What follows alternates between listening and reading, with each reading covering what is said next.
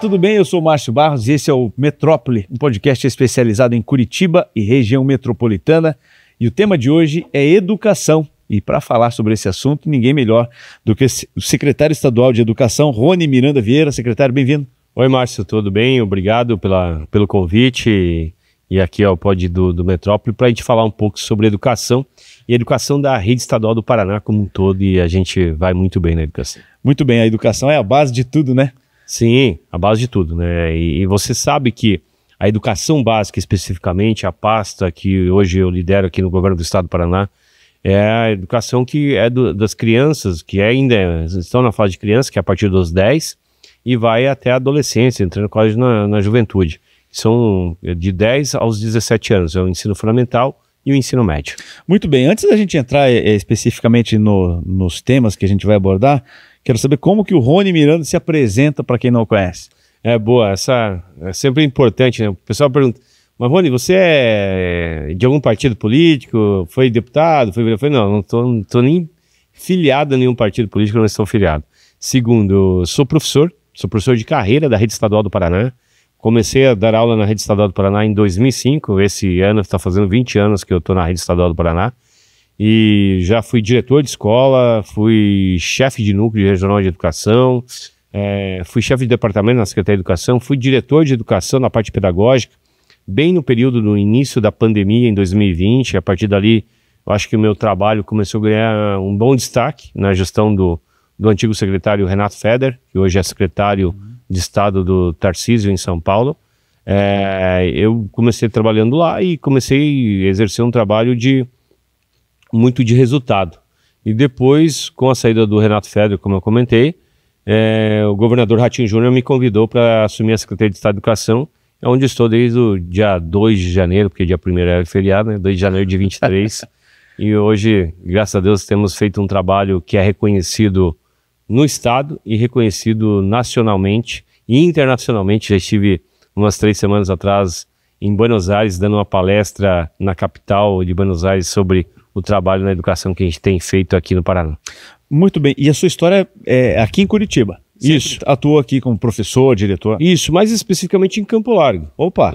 Moro em Campo Largo, sou de Campo Largo, mas eu sou nascido em Foz do Iguaçu, sou paranaense, sou filho de pais mineiros, que, como muitos aqui paranaenses brasileiros que vieram de outro estado para tentar melhorar de vida aqui no Paraná, que ainda é uma terra de oportunidades, e vieram trabalhar com agricultura e, enfim, é onde tive a oportunidade depois de vir para Campo Largo, eu cheguei em Campo Largo em 98, era adolescente ainda, e terminei o ensino médio em Campo Largo e depois fiz faculdade de História, sou professor de História, e hoje, onde eu moro em Campo Largo, tenho 2 filhos, uma filhinha de 3 anos e um filho de 12, casado com a minha esposa Dirlete, e que essa sim é campolarguense, não sei se são de lá.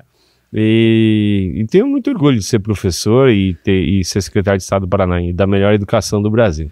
Muito legal isso, porque a gente fez mais uma conexão com o nosso tema, que é a metrópole, né? Então você conhece muito bem Campo Largo, que é uma cidade, né, pujante aí, bem administrada lá pelo prefeito Rivabem. Agora falando efetivamente sobre educação, a gente já vinha numa crescente com a administração, com a gestão do Renato, né? Sim. Ele já fazia.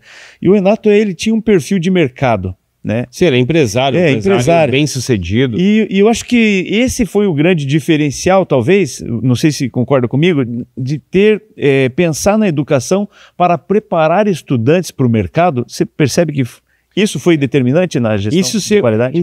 Então, nessa parte, eu e o Renato tivemos muita conectividade. Eu, quando fui diretor de escola, a primeira coisa que fui fazer é tentar trabalhamos inclusive, para preparar os estudantes para o mercado de trabalho e para a vida.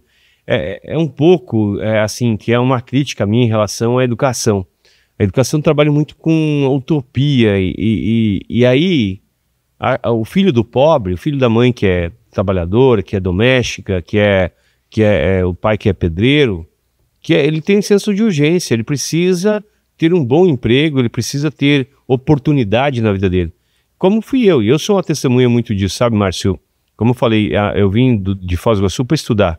A minha mãe é analfabeta, meu pai era semi-analfabeto. Infelizmente já perdi meus pais, mas são pessoas que, enfim, eram bem simples, né? Meu pai trabalhou de agricultor, trabalhou em serraria, e esse era o meu mundo. Então, eu, graças a Deus, desde pequeno, eu vi que a educação poderia ser uma grande oportunidade na minha vida. Então, eu sempre me dediquei, trabalhei desde cedo, mas me dediquei aos estudos e vi que a educação podia me oportunizar. Uma vez que eu me tornei professor, diretor de escola, eu queria retribuir, fazer a mesma coisa, criar essa expectativa nos jovens do Paraná, das minhas escolas. E como secretário, como diretor de educação, com o Renato a gente fez muito isso.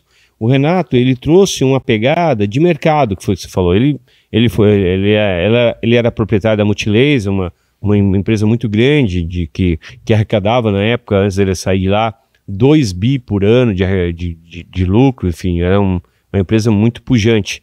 E o Renato trouxe essa pegada de gerar resultados, ou seja, uma educação por resultado. A gente não pode dar uma aula, fazer uma educação no Paraná, pensando que as coisas vão acontecer naturalmente. Se você não ter foco e objetivo, pouco vai se alcançar. Então o Renato trouxe essa pegada, organizou, trabalhou com gestão à vista, com metas, tudo isso ele estabeleceu na rotina da secretaria e eu assumi a secretaria, dei continuidade, mas obviamente que somos duas pessoas distintas. Ele é uma pessoa bem-sucedida, que vem de família teve as melhores oportunidades do mundo, né? E é uma pessoa super inteligente, é um empresário muito bom. E eu sou professor da rede. Claro. Então, as pessoas perguntam, mas com você está muito mais fácil, você sabe se comunicar com a rede. Eu até não acho justa essa comparação, sabe, Márcio? Porque eu sou um professor da rede, então eu passei por todos os degrauzinhos da educação. Então isso me preparou, me trouxe uma robustez, me deixou mais calejado e me deixou com uma forma de entender como se comporta a rede de educação estadual do Paraná. Eu sempre digo e costumo comentar aqui que a política ela é papel, é reunião, é burocrática, né, é documento, mas o efeito dela tem que ser humanizado, transformar a vida das pessoas, e é mais ou menos isso que você falou. Se não transformar a vida daquele menino que a única oportunidade dele é através da educação, não foi atingido o objetivo, e eu acho que está sendo atingido assim, né? Eu vou pegar um gancho na sua pergunta. Os meus críticos dizem assim, o secretário é preocupado com números, mas eu digo, cada número desse que você vê tem um rosto, tem uma vida, perfeito, tem um futuro. Então sim, me preocupo com o número. Eu sou uma pessoa obstinada em ter melhoria da frequência escolar do Paraná. Por exemplo, semana passada foi a nossa melhor semana de frequência. Batemos aí 92% de frequência em todo o estado. O que significa? 92% dos alunos, 920 mil alunos frequentaram as escolas do Paraná. Essa semana, devido ao temporal que aconteceu no dia acho que foi segunda-feira, domingo para segunda, né? Então foi uma catástrofe. Na segunda-feira nós tivemos uma frequência de 60%. 400 mil estudantes não foram para a escola, claro. E tem nome e sobrenome esses estudantes. Um dia que o estudante não vai para a escola, Márcio, ele já perde conteúdo, ele perde com a matéria e não tem como voltar. Não tem uma máquina do tempo que volta. Já perdeu. Seguimos em frente. Mas esse é o meu trabalho. E sim, faço gestão por resultado. O fracasso da educação leva um jovem, principalmente o jovem adolescente, à criminalidade, à drogadição, ao abandono escolar, ao trabalho marginalizado, informal. Então, a educação tem sim esse poder de transformação. Não é clichê, é um poder de transformação que acontece. Eu sou exemplo disso, que hoje estou como secretário de Estado, e tudo que eu conquistei na minha vida, Márcio, foi graças à educação. Foi na educação. Eu pude estudar, me tornei professor, foi o meu primeiro concurso, depois fui alçando voos maiores, e hoje estou muito feliz de ser secretário da Educação. Eu gosto muito também de tratar os assuntos baseado em indicadores, porque aí você consegue ser mais assertivo nas suas decisões. Né? Tem evidência. Não fica no achismo. E quando você fala isso da questão do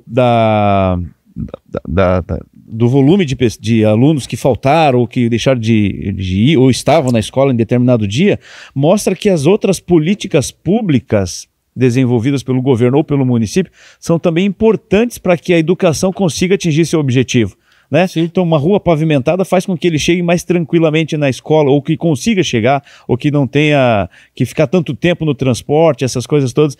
Essas conversas também são importantes com outros secretários, né? Sim, fundamental. Eu converso muito, eu troco muito com o secretário da Saúde, o Beto Preto.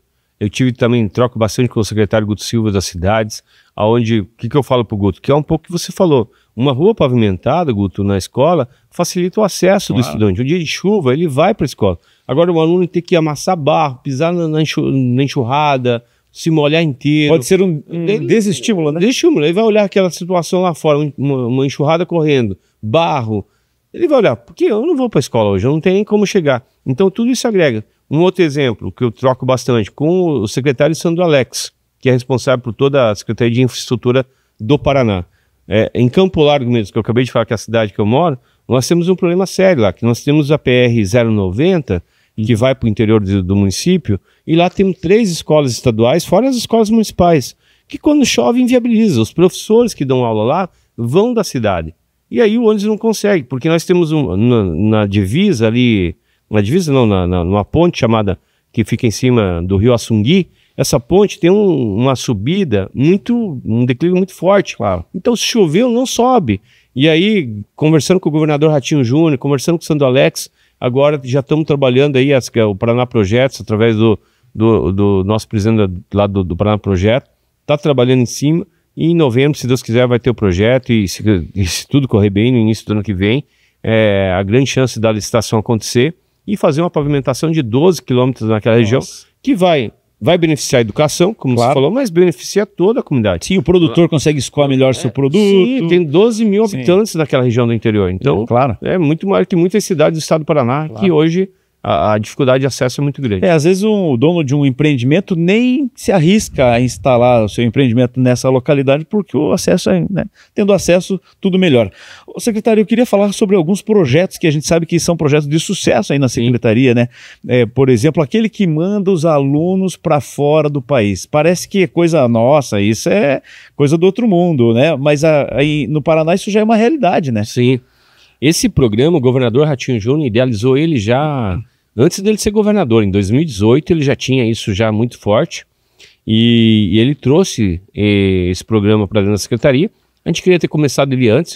Antes de eu ser secretário, já tocava esse programa dentro da secretaria, porém tivemos a pandemia, a gente teve que recuar, e em 22 a gente começou o envio dos estudantes. Começamos com 200 estudantes em 22, agora depois foi 500, e esse ano de 25 são 1.300 estudantes fazendo intercâmbio na Austrália, Nova Zelândia, Inglaterra, Escócia, Irlanda, Estados Unidos, Canadá. E o que é bacana, Márcio? Não é um curso de inglês, é um intercâmbio real. O aluno vai e vai estudar matemática. Quanto tempo ele fica lá? Ele fica 5 meses, tudo custeado pelo governo do estado. E a gente valoriza por mérito. Os melhores alunos, com as melhores notas de cada cidade, a gente beneficia. Os alunos que estão matriculados na primeira série de ensino médio se inscrevem, por exemplo, acabaram de fazer inscrição, e viajam quando estão na segunda série de ensino médio, em média com 16 anos de idade. E tudo isso leva esse estudante a se tornar uma grande liderança. Claro. Isso é um investimento no Paraná, não é gasto, não é um passeio, é investimento em formar novos líderes.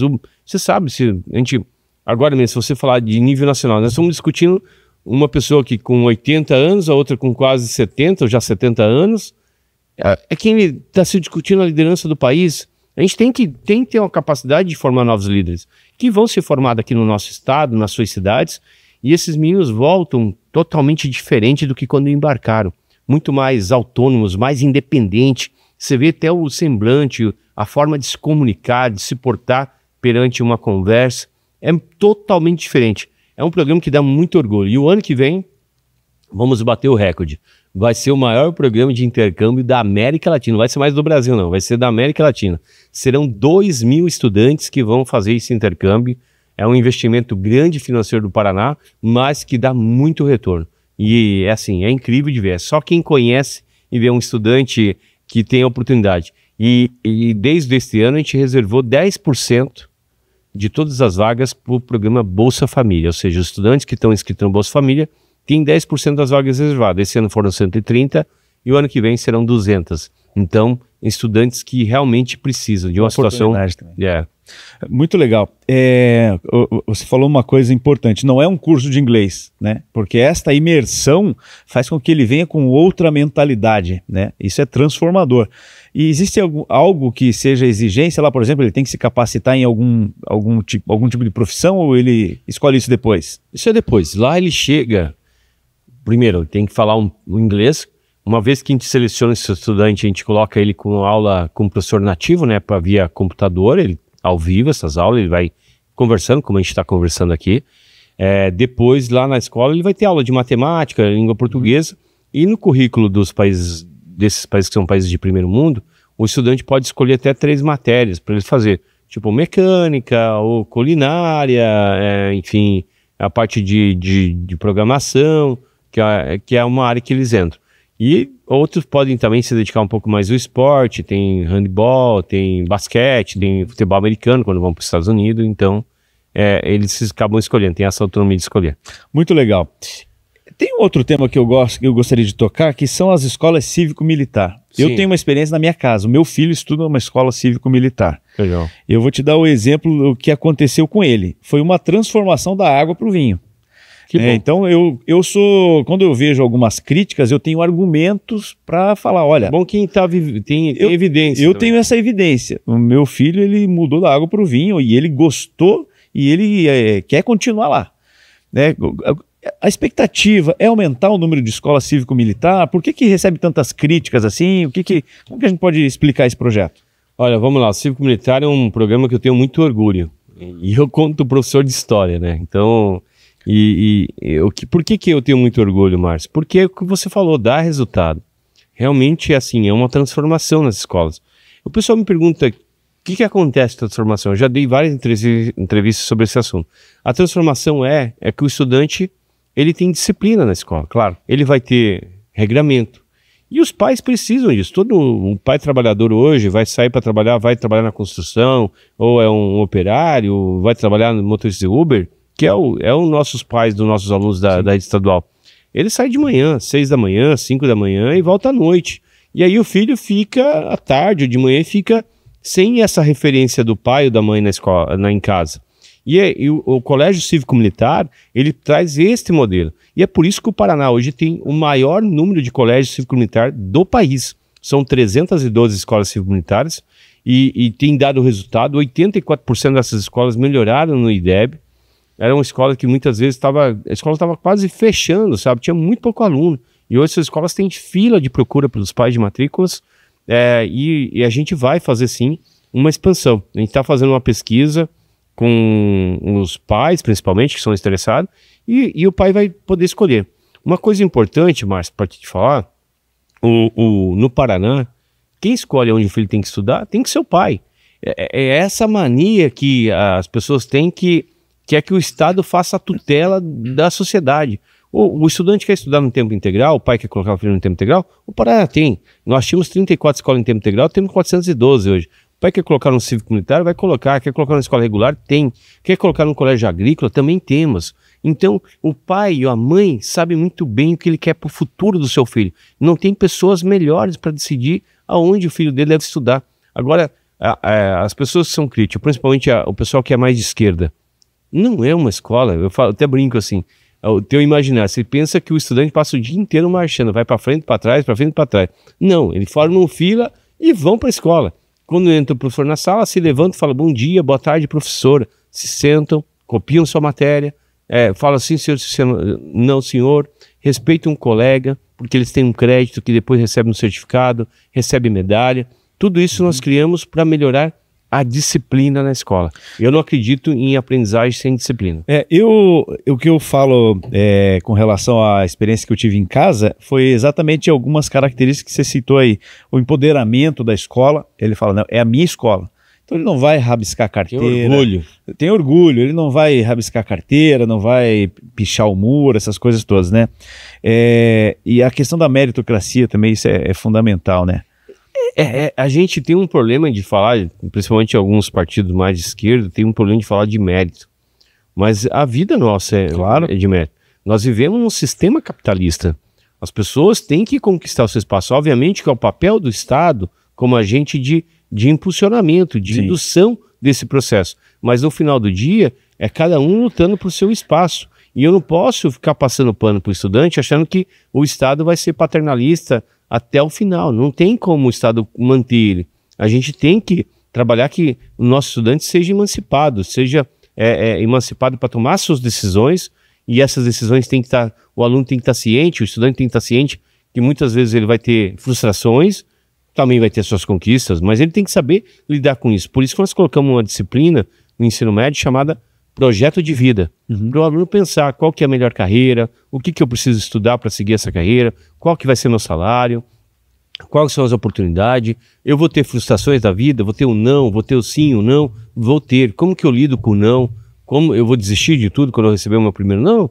Não, a gente na vida nossa recebeu muito mais não do que sim. Então, trabalhar essa mentalidade, fazer uma mentalidade empoderada desse estudante, que ele seja autônomo, seja emancipado, é o nosso grande desejo e trabalho. Muito bem. Rony, o que dá para pensar assim, falar no seu legado, né? Quando passar, eu não sei como é que vai ser aí para frente, a gente não sabe, mas fala assim, puxa, eu fiz parte desse projeto. Você vai falar para os seus filhos lá, para os netos, quando você ficar, ó, esse aqui fui eu que fiz, né? Que foi muito legal, que ajudou a transformar o Estado. Olha, eu vou te dizer que são vários, assim, que eu tenho muito orgulho. Você falou do Ganhando o Mundo, é um programa que eu tenho muito orgulho. Tem programa na parte de infraestrutura, que vai desde da substituição das salas de madeira. Nós tínhamos 510 salas de madeira, 509, 510 salas de madeira espalhadas pelo estado. Eu comecei dando aula, Márcio, numa sala de madeira. Sala quente, acústica péssima. Tipo, você fala aqui, a outra sala do lado escuta tudo que você fala, você não consegue trabalhar, fazer uma explicação. E a gente recebeu esse desafio, conversei com o governador comprou a ideia, falou, vamos substituir, a gente adotou uma metodologia inovadora no Paraná, nunca tinha se construído com os frame, nem sei se eu pronunciei certo a palavra, mas é uma metodologia que as paredes já vêm pronta de fábrica, vem com a rede elétrica, a rede lógica, chega, monta, em 45 dias nós montamos 4 salas numa escola, e isso a gente deu energia, a gente já chegou, já batemos a casa de 400 salas substituídas, se Deus quiser até o final da gestão quero substituir todas. E outro, na parte pedagógica, tem o Ganhando o Mundo que você comentou, mas tem também a Prova Universidades, uma parceria que nós fizemos com as 7 universidades estaduais do Paraná. Não sei se você sabe, mas o Paraná é o estado com o maior número de universidades do Brasil. Sim. Somos 7. Conseguimos articular com os reitores, que não é fácil. O professor Aldo Bona. O professor Aldo Bona, nosso secretário. O Aldo foi uma pessoa fantástica, nos ajudou muito. E conseguimos articular junto para que a gente pudesse viabilizar a ida do estudante da rede estadual para dentro das universidades estaduais. A gente reservou 20% de vagas de todos os cursos, de medicina, engenharia, licenciatura, todos os cursos, para os estudantes da rede estadual do Paraná. Mas você pode perguntar, mas Rony, não tem cota para aluno de escola pública? Eu falei, tem. Só que o aluno da escola pública tinha que se inscrever no vestibular da universidade. Não, nessa não precisa. O que basta ele ir no dia da prova, fazer a prova, tirar uma boa nota, e ele escolhe, de acordo com a nota dele, ele entra no nosso sistema, ele vê que aquela nota, com qual curso superior, em qual universidade do estado, ele pode cursar com aquela nota que ele tem. E aí o aluno escolhe. E isso é algo assim é só vendo para você entender. Você pegar um estudante que não tinha perspectiva nenhuma, mora lá no interior, numa cidadezinha pequena, no campo, a cidade é pequena, ele mora mais no interior da cidade ainda, com os pais lavradores, e o menino está fazendo medicina. Caramba. Medicina, tipo, vai ser médico, e é o primeiro filho a fazer faculdade, é o primeiro neto a fazer faculdade, é de umas coisas assim que você transforma a família, né? Você não transforma a vida do estudante, né? A família toda. É o Estado, aí sim, aquilo que eu falei, é o Estado fazendo um processo de indução e apoiando e dando acesso a quem mais precisa. Então, esse é um programa maravilhoso, o Integral, que a gente trouxe Integral, educação profissional. Quando a gente assumiu o governo do Estado, tínhamos 10.400 alunos fazendo educação profissional e ensino médio. Chegamos há 120 mil alunos, Márcio, fazendo curso técnico de mecânica, administração, enfermagem, magistério, jogos digitais, programação. E eu tive, assim, a oportuna, com toda a nossa equipe, de colocar de pé um projeto com uma parceria com o Sistema S, com o Senac e com o Senai. E a gente passou a comprar as vagas do Senai, que são ociosas, e a gente comprou 4 produtos, eu sempre falo. O transporte. Porque não adianta eu conseguir a vaga se o aluno não tem como chegar lá. Ah, mas você podia dar o vale transporte. Mas o aluno não vai, gasta o dinheiro em outra coisa. Então, o ônibus do Senai encosta na frente da escola, o aluno vai para o Senai, recebe alimentação, depois ele tem o professor do Senai dando aula do curso e ele usa o laboratório. É assim, você tem que ver o brilho dos olhos dos estudantes quando ele coloca aquele jaleco azul do Senai e orgulho dos pais, falar, meu filho está fazendo um curso técnico de mecânica no Senai. Sabe aquele desejo, o sonho do pai de queria ter feito esse curso e agora ver o filho ou a filha fazendo esse curso? É uma sensação de realização nos pais que não tem preço. E isso que é o que me paga. A gente ser secretário de Estado de Educação no Paraná, da 3ª maior rede do Brasil, gera muita responsabilidade, tem muita crítica, apanho bastante, erro também. Eu tenho consciência e humildade de reconhecer que muitas vezes eu erro, sabe, Márcio? Mas também é melhor você errar tentando ou fazendo do que você ficar inerte na tua... sentado numa cadeira, contemplando a mesa e passando o tempo. O secretário, a gente está quase caminhando para o encerramento, mas assim, nem tudo são flores, né? A gente tem muitos desafios ainda, muitas coisas que precisam ser mudadas, transformadas, né?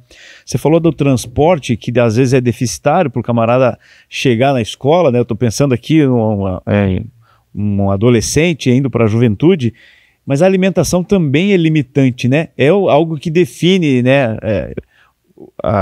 Tem muitos que vão para a instituição para se alimentar, né? Como é que funciona isso? Hoje o Paraná tem no programa Bolsa Família, 24% dos alunos é do programa Bolsa Família. Eu trabalho muito com os dados, então assim, se você me perguntar, eu tenho os dados na ponta da língua porque eu busco as informações. 24% dos alunos são Bolsa Família. E como você falou, muitas vezes os alunos vão para se alimentar. O Paraná criou o maior programa de segurança alimentar do Brasil. Nós passamos a servir 3 refeições por período em cada escola do Paraná. A nossa alimentação hoje tem carne todos os dias. Tem carne de porco, tem carne de ave, de frango, tem carne de porco já foi de boi, e filé de tilápia em todas as escolas. E isso é algo muito grandioso, é muito bom. Os alunos se alimentam, saem satisfeitos, o aluno vai para a escola, falta menos na escola, aprende mais. Então a alimentação para nós é muito importante. Nós gastávamos com a alimentação escolar até 2020 100 milhões de reais. Hoje nós investimos 520 milhões de reais na alimentação escolar. Nós comprávamos um dado, mas 100 milhões de reais, em média, até o ano passado, da agricultura familiar. Passamos a comprar a agricultura familiar no ano de 25, 240 milhões de reais. Então isso ajuda o pequeno agricultor. Nós compramos, ajudamos a fomentar a economia do pequeno agricultor daqui da região metropolitana, do interior do Paraná, mas também levamos um alimento mais saudável, mais produto orgânico para o estudante comer, mais produto fresco para o estudante comer. Então tudo isso agrega para a economia local, mas também agrega saúde e bem-estar para os nossos estudantes. Secretário, o que vem aí a médio e longo prazo? A gente sabe que o mandato do governador Ratinho Júnior ele termina no ano que vem, mas o projeto para o Paraná ele é muito mais do que, né, é um projeto de Estado, é um projeto de governo. É um projeto, perfeito. O que vem pela frente aí? Hoje, pela frente nós temos o ano que vem um grande apoio às redes municipais. A gente faz já um apoio muito grande à rede municipal. Hoje o Paraná tem 70% dessas crianças alfabetizadas na idade certa. Somos a melhor educação nos anos iniciais do Brasil. Estamos em primeiro, depois segundo veio o Ceará com a referência nacional. E nós somos na frente do Ceará, que nos dá muito orgulho. Isso graças a um trabalho muito forte de parceria entre Estado e as redes municipais. A gente fornece material para alfabetização, material para matemática, damos formação para os professores, tudo isso bancado com recurso do governo do Estado do Paraná. E o ano que vem vamos lançar 2 grandes programas importantes. Vamos levar a universalização da oferta da língua inglesa para todas as crianças do Paraná. Do 1º ao 5º ano, dos 6 aninhos aos 9 aninhos, Toda criança do Paraná vai ter a oportunidade de aprender a língua inglesa, a falar inglês, não é? Porque aprender sobre inglês, a língua inglesa é importante, mas não ajuda. E todo mundo sabe que também que uma criança na cidade tem muito mais facilidade para aprender uma segunda língua do que nós que somos adultos. Segundo, vão implantar robótica nas escolas municipais, do 4º e 5º ano. 4º e 5º ano vai ter robótica. E a robótica é importante, porque o aluno começa já a desenvolver um conhecimento sobre programação e tudo mais, mas desenvolve o raciocínio lógico, que é tão importante hoje para você ter um pensamento lógico, rápido, coeso, um mapa mental muito bem organizado. Isso tudo é desenvolvido dentro da robótica. Além do senso de cooperação, porque os trabalhos vão ser todos feitos em 4 estudantes, já saber cooperar, respeitar o espaço do outro. Nós que vivemos numa sociedade tão individualista, o pessoal vivendo em bolhas, né? A minha bolha no meu grupo social, na rede social, só me relaciono com eles. Não lido com as diferenças dos colegas dentro da sociedade paranaense. Muito bem. Secretário, obrigado aí pela aula, né? Não foi uma aula de história, mas foi uma aula sobre educação do Paraná. Sim. Sabe que eu fiz faculdade de história também. Fez? É.